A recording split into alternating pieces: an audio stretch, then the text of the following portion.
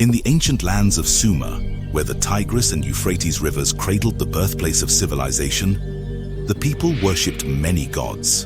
Among them, few were as revered as Enki, the wise and benevolent Sumerian god of water, wisdom, and creation. His name echoed through the temples and ziggurats of Mesopotamia and the Black Lands, spoken with reverence by kings and commoners alike. Like all the Anunnaki, meaning those who came from heaven, Enki was not an imagined Sumerian deity, which was once believed only a few years ago.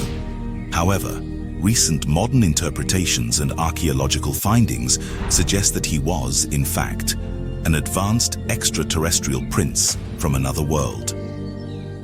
When the Anunnaki arrived on Earth 350,000 years ago, King Anu named the planet after his son, Ea, honoring his original birth name. Serving as Earth's guardian, he was the keeper of ancient secrets and the architect of humanity's destiny, with his civilization genetically modifying early humans to mirror their own form.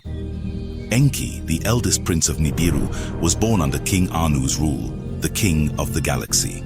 His mother, Namu, was a concubine and a biracial hybrid of Nibiru, a fact that lessened his chances of claiming the throne. Enki was married to his cousin, Ninki, also known as Damkina, daughter of his uncle and the former King Alalu. Despite his royal lineage, Enki's true dominion lay deep beneath the earth in the Abzu, where he was ordered by Enlil, his younger brother in command to rule, a mystical underworld of fresh waters and vast gold deposits. The Abzu was not just a body of water, but a reservoir of immense power and technology that he engineered from his arrival on Earth, the source of all rivers and streams. It was here, in his palace of shimmering water, crystals and light, that Enki reigned. This realm is where Enki allowed the children of men to attain immortality, often identified in ancient Greek mythology and Egyptian mythology as the underworld. In this capacity, Enki would later be known by many other names when the Anunnaki gods started new human civilizations throughout the thousands of years the Anunnaki resided here on Earth.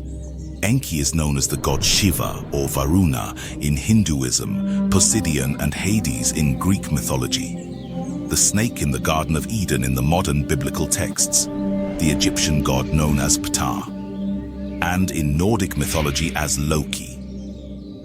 In the depths of the Sumerian Abzu, Enki's influence extended beyond the living, for it was also the realm of the dead. The halls of Amenti were rejuvenation chambers where the Anunnaki would come to renew their lives after each eon. Desiring power and knowledge, Enki attempted to gain influence over all realms.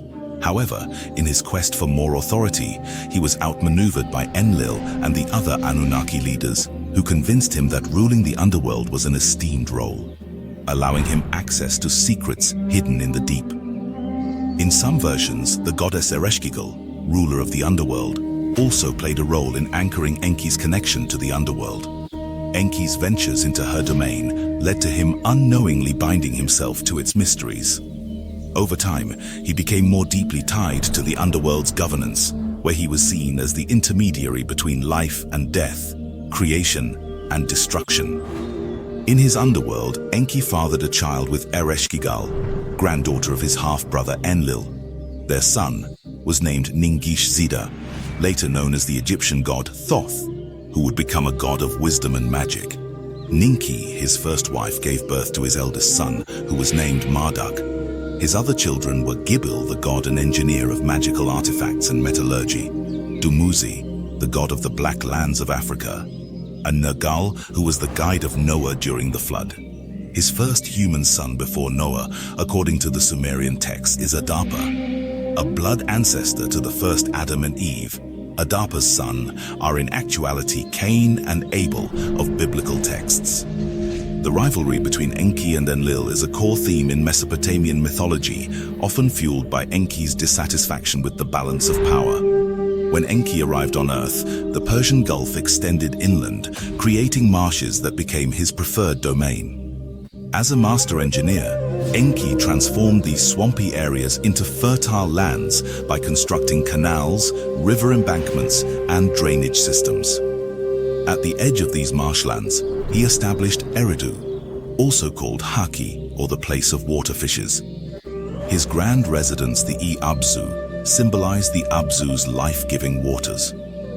Enki was frequently depicted sailing through the marshes, underscoring his strong connection to the aquatic and maritime realms when recorded by Sumerian scribes. As the patron of diviners and priests, Enki's knowledge of water's purifying qualities made him a key figure in ritual practices, exorcisms, and incantations used to dispel evil and cleanse leaders after foreboding events. His contributions to civilization included introducing agriculture, brick-making, and canal construction. In the myth Adapa and the South Wind, Enki prevents Adapa from gaining immortality, thus maintaining the balance between gods and mortals while preserving humanity's access to mystical knowledge. He also created the 7 Apkallu, or sages, who served as intermediaries between the divine and human worlds, imparting wisdom to enrich civilization. A notable ancient declaration, likely attributed to Marduk, emphasizes Enki's divine lineage. The speaker declares himself the fertile seed, born of the great wild bull, signifying a potent source of creation and power, and identifies as Anu's firstborn son, affirming his authority and central status in the pantheon. The reference to himself as the great brother of the gods, emphasizing his leadership role. Enki is frequently portrayed as a bearded figure with a horned cap surrounded by streams filled with fish, symbolizing the abundance of the Abzu. However, it's essential to note that Enki and other leaders often altered their appearances before humans. Their lineage combines both lion mammalian and reptilian extraterrestrial humanoid traits, with a range of skin tones from black to white and distinct feline or reptilian features in their true forms. He is also linked to the crescent moon, due to its influence on tides. However, it is important to know that the texts describe Enki leaving Earth to explore the moon for several shahs with his son Marduk. While on the moon, Marduk tells his father Enki that he should have the rights and power to lead on Earth, and that Enlil, his brother, dispositioned him.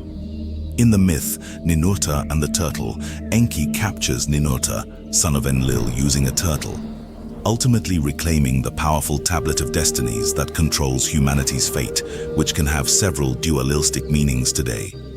His many names, such as Denki, Damenki, and Nudimud, Thothme, the dweller of Undal, reflect his multifaceted nature, from being able to transition between the physical to celestial realm, and he is associated with the number 40, indicating his prominence in the Mesopotamian pantheon and the biblical texts of the modern-day Bible. Enki's enduring legacy is evident in texts from the early dynastic period through the writings of Berossus in the 3rd century BCE, where he was equated with the Greek god Kronos.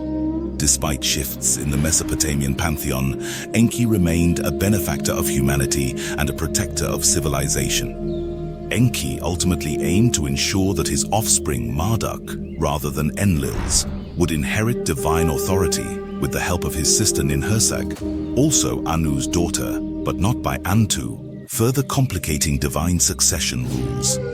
This celestial power struggle mirrors human affairs, as noted in Sumerian texts describing humanity's creation by Ninhursag through genetic modification techniques devised by Enki. When Enlil sought to punish humankind for their transgressions, it was Enki who intervened, protecting them as their guardian and guide. Ninhursag, the eldest sister of both Enki and Enlil, collaborated with Enki to engineer humanity, blending their genetic expertise to create the first humans, Adamu and Eve, in a fertile paradise garden that was guarded by Anunnaki soldiers on each side. Enki, known for his wisdom, bestowed upon them the knowledge of good and evil, empowering them to understand moral complexities and make their own choices. This act, however, angered Enlil, Enki's brother, who believed such knowledge would disrupt the intended order. He labeled Enki a serpent and a trickster, accusing him of causing chaos among humanity. This rift between the brothers underscored the tension between knowledge and obedience, shaping humanity's destiny and the dynamics within the divine realm. One of the most profound moments in Enki's life, where his compassion shone brightly, was during the Great Flood. The gods, led by his half-brother Enlil, decreed that Earth must be purged of humanity's chaos. Enki, however, could not bear to see his creations destroyed. With a heart full of mercy, he warned his human son, Ziusudra, known to some as Noah, to build a great boat and save his family and the seeds of life. Enki's foresight and love for humanity spared the remnants of life on Earth, cementing his role as its protector. Enki's influence stretched far and wide, from Babylon to Egypt, where his eldest son, Marduk, also known as Amun-Ra, would ascend to great power. Enki's wisdom and teachings shaped the foundations of civilization, imparting to humanity the divine knowledge of the Me, sacred decrees that governed every aspect of life. Despite his gifts to the world, Enki's relationships with the other gods, particularly Enlil, were fraught with tension and rivalry. It was during this time that the Pyramid Wars erupted, a bitter conflict between the sons and daughters of Enki and those of Enlil. These battles, waged over territories, split the world into factions. Enki's followers ruled over the African peoples, while Enlil's descendants governed the Asiatics. The war raged on, and ultimately, Enki's tribe was defeated and sealed as the losers of the Pyramid Wars. The dominion of Earth was lost to Enlil's faction, largely due to Marduk's transgressions. His actions in defiance of the god's order caused a shift in the balance of power, marking a tragic end to Enki's reign. As the dweller of Undal, Enki embodied the very essence of wisdom and creation, acting as a bridge between the celestial realms and earthly planes.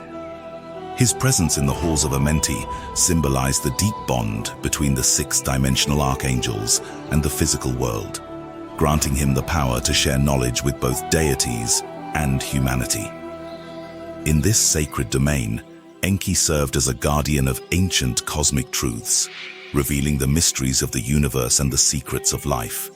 He gained the trust of the Lemurian colonies of Lyra and Ramai, as well as the seven lords of the cycles, archangels of the sixth dimension, known as the Children of Light. Ninhursag, also known as Ninma, the goddess of fertility and life, played a vital role in Enki's genetic modifications of humankind. According to the Enuma Elish and other ancient texts, Enki's initial attempts in the Anunnaki laboratories were met with failure. Using his profound knowledge of genetics and the sacred science of his people, he sought to merge the DNA of existing Homo erectus, Denisovans, and later Neanderthals with the divine essence of the gods. The results were unstable and fragile beings, physically strong, yet intellectually limited. These early creations had short lifespans, their bodies unable to endure the harsh conditions of the world they were meant to inhabit. Undeterred, Enki and Ninhursag adopted a more refined approach. Enki, wielding his mastery over the waters of life, infused the genetic material with divine energy, endowing it with the capacity to evolve and adapt. Ninhursag, with her deep attunement to the cycles of nature, refined the process further, focusing on fertility of the test tubes they utilized, blending it with the clay of the earth. Their final creation marked a breakthrough. Ninhursag bravely inseminated herself with the seed of the early hominids, giving birth to Adamu after a 10-month gestation, an idea born of Enki's wisdom. These new beings were both stronger and more intelligent, with adaptable bodies, a resemblance pleasing to the Anunnaki, and a resilience suited to survive their world's demands.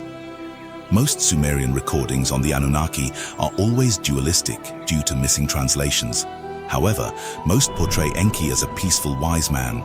However, he had very powerful, lustful, and sometimes egotistical desires, a duality that became particularly evident after his sister, Princess Ninhursag, who also was a chief medical officer, departed from him. Together, they shaped the future of Earth. But Ninhursag eventually grew weary of Enki's relentless lust for her and his insistence on having a male child heir. she had given birth to a daughter named Ninsar, who became a goddess of vegetation. During this time, they discovered that Anunnaki born on Earth matured 5 times faster than human beings. Enki frequently expressed his love for Ninhursag, but when she embarked on an expedition for several shahs to seed Earth's trees and various plants from Nibiru, her absence left a void.